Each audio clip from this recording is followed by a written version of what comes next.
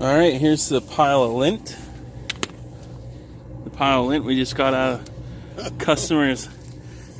Did you think there was that much in there? No. No? No way. So what do you think this may have helped prevent a fire? For sure. Absolutely. Because I mean, this is really dry. So I mean, you know your dryer's working good, but just because there's bends and stuff in there, it holds all that stuff. But yeah, so awesome.